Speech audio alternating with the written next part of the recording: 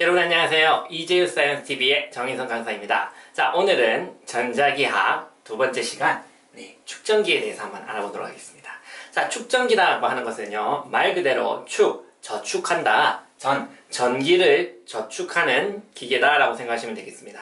즉, 전기를 넣어놨다가 저장해놨다가 우리가 필요할 때마다 전기를 쏙쏙 뺐을 수 있는 그러한 기기들을 말한다라고 보시면 되겠습니다. 자, 그러면 축전기의 원리는 어떻게 되는지 한번 알아보도록 하겠습니다. 자, 축전기는 이렇게 얇은 판 두 개를 맞닿아 놓고 있는데, 이 얇은 판 두 개가 어떻게 역할을 하느냐? 축전기는 이렇게 두 개의 극판을 마주보게 이렇게 연결하고 있습니다. 절대 닿으면 안 되고 이렇게 마주보게만 두고 있습니다. 자, 그래서 여기 전지를 연결해 두면 전지의 플러스와 마이너스를 이렇게 연결을 각각 해두면요, 자, 전지에 플러스 극과 마이너스 극이 있으니까 플러스 쪽에 연결된 극판은 플러스의 전하가 이렇게 조금씩 찰 거고요. 마이너스로 연결된 극판은 마이너스의 전하가 조금씩 찰 겁니다. 자, 그러면 여기 플러스와 마이너스가 서로 인력이 작용하면서 서로 끌어당기려고 하는 힘이 생길 겁니다. 그리고 물론 플러스에서 마이너스 쪽으로 전기장도 형성이 되겠죠. 그러면 이 전하들은 서로 어디로 움직이지 못하고 끌어당기는 힘에 의해서 이렇게 서로 이렇게 당기고 있지만, 여기가 끊어져 있기 때문에 여기 전하들이 이동을 해서 서로 만날 수는 없는 상태다라고 볼 수가 있겠습니다.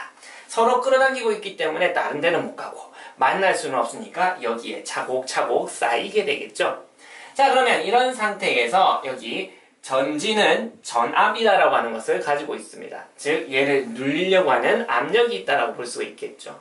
그러면 이 압력이 이쪽으로 플러스를 밀어내고 이쪽으로 마이너스를 밀어내고 있기 때문에 절대 이쪽을 통해서는 넘어갈 수가 없고 이쪽으로 서로 끌어당기는 힘만 작용하고 있다라고 생각할 수가 있겠습니다.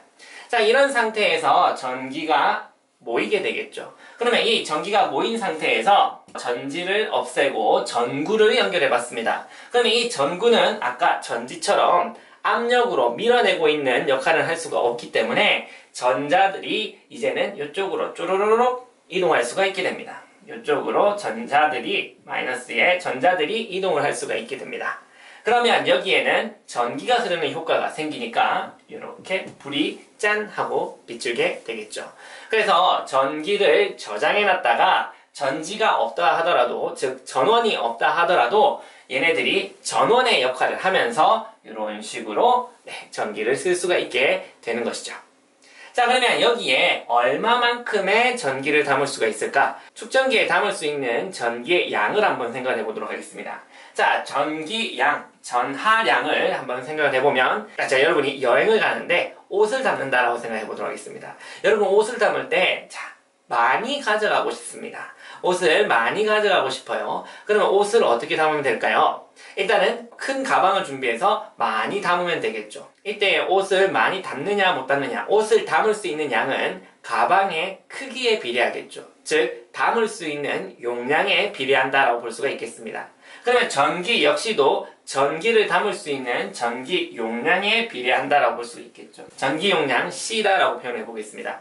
자, 그리고 이 자체의 용량이 크면 클수록 많이 담을 수가 있겠죠. 작은 가방보다는 큰 가방에 담는 게 더 유리한 것처럼 용량이 큰 걸 선택하는 게 좋다. 자, 그러면 또 가방에 옷을 담을 때 살짝 이렇게 담아 놓으면 많이 담을 수가 없겠죠. 그래서 어떻게 담느냐? 꾹꾹 눌러서, 압력을 줘서 꾹꾹 눌러서 담는다라고 생각할 수 있겠습니다. 그러면 여기에서도 전기를 꾹꾹 눌러서 담을 수 있는 압력이 작용한다. 즉, 전압이 세면 셀수록 전기는 많이 담을 수가 있다. 이렇게 볼 수가 있겠습니다.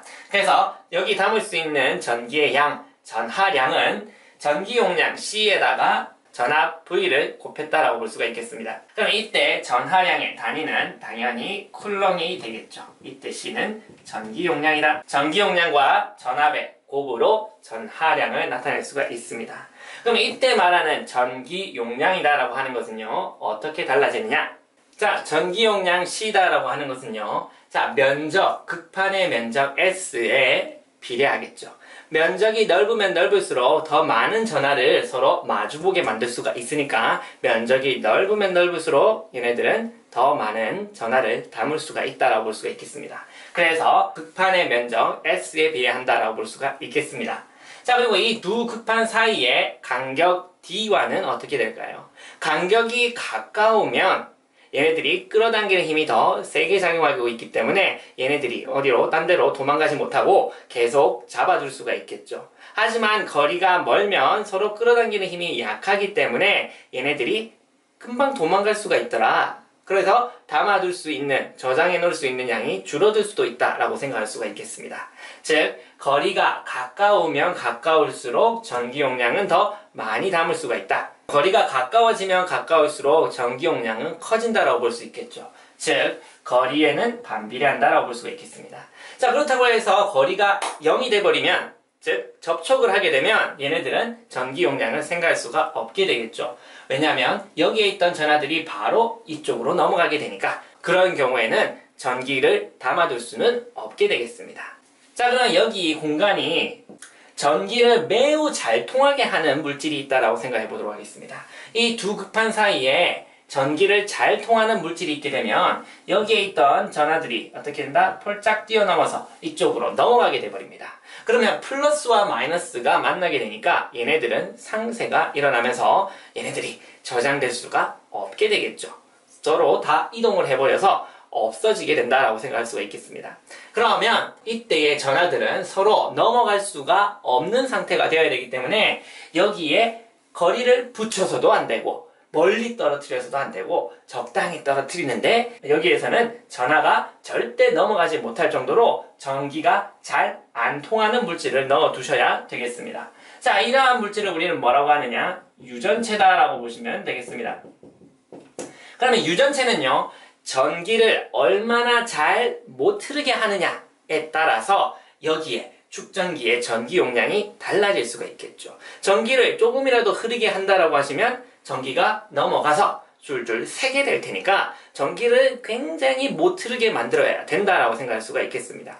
그것을 우리는 이 유전체의 유전율이다라고 이야기합니다. 전기를 얼마나 잘 못 흐르게 하느냐, 그러한 수치다라고 보시고 이것을 입실론이다라고 보고 있겠습니다. 자, 그래서 전기 용량 C다라고 하는 것은요, 전기 용량 C는 입실론 D분의 S라고 하는 식으로 나타낼 수가 있습니다. 즉, 유전율에다가 거리에는 반비례하고 그리고 극판의 면적에는 비례한다 라고 하는 이러한 형태의 값이 나오겠습니다. 자, 그러면 이때 이 C라고 하는 전기 용량의 단위는 F라고 쓰고 패럿이라고 읽어줍니다. 패러데이라고 하는 과학자가 만들었다고 해서 패러데이의 줄임말 패럿이라고 쓰고 있습니다. 근데 이 패럿이라는 것도 굉장히 큰 단위이기 때문에 일상생활에서 쓰는 단위는요, 이것의 10의 마이너스 6승배인 마이크로패럿이다라고 하는 단위를 더 많이 씁니다. 일상생활에서 주로 쓰는 전기 용량의 단위는 마이크로패럿이다 라고 생각해 주시면 되겠습니다.